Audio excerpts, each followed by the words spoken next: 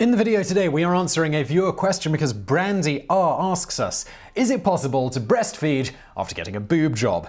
Well, you can't say we don't answer the important questions. Given the well-documented benefits of breastfeeding to the long and short-term health of children, the American Academy of Pediatrics, the AAP, recommends exclusively breastfeeding infants for at least the first 6 months and continuing to nurse, along with giving supplemental foods throughout the first year of life. In fact, if one so chooses, babies can get everything they need nutritionally from the mother's milk up until about a year old, at which point their diet must be supplemented with solid foods. However, many women who have had breast implants fear that they may not be able to breastfeed their children, assuming that their implants will impair their ability to nurse, or at least to do so effectively. Luckily, though, this is mostly a myth, and in fact, most women with implants who wish to do so are able to successfully breastfeed their babies. The primary determinant in whether or not a woman with implants will be able to successfully nurse is where and how the implant is placed. Specifically, according to pediatrician and author of Great Expectations, The Essential Guide to Breastfeeding, Dr. Marianne Neyfert, nipple incisions should be avoided as to, quote, all the milk ducts that drain the different lobes convene there. Instead, they recommend making an incision under the breast crease or implanting the device under the chest wall muscle to maximize the probability that one would be able to later successfully breastfeed. Pressure can also potentially be an issue. Essentially, the less pressure an implant puts on the mammary gland, the better.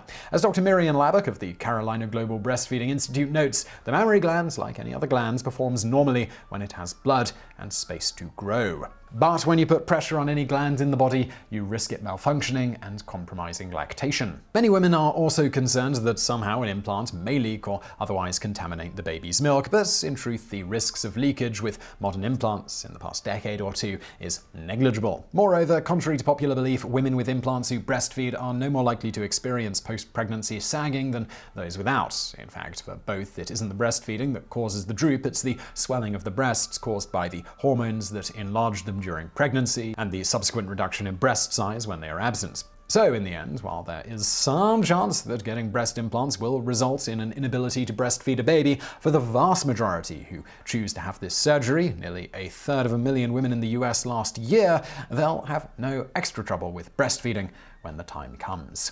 And now for a bonus fact.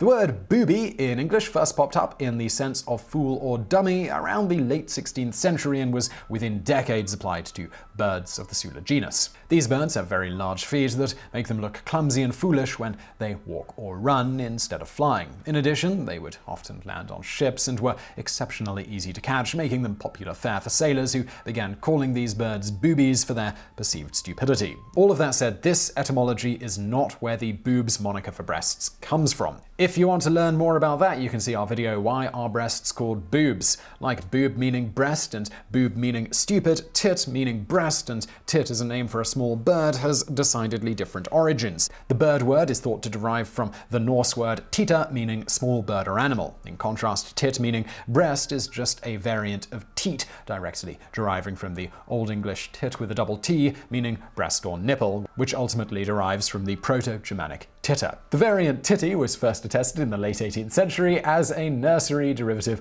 of teat. Interestingly, for a time in the 16th century, tit, as in small animal or object, was also a term for a girl or a young woman. Other places this definition has been applied includes titmouse and tomtit. So I really hope you found that video interesting. Hopefully we answered that vital question for you. If you did enjoy it, please do give us a thumbs up below and do not forget to subscribe for brand new videos every day of the week. And also, I do another channel with videos every day of the week. It's called Top 10s. You can search for it on YouTube or find a link to it below this video. And as always, thank you for watching.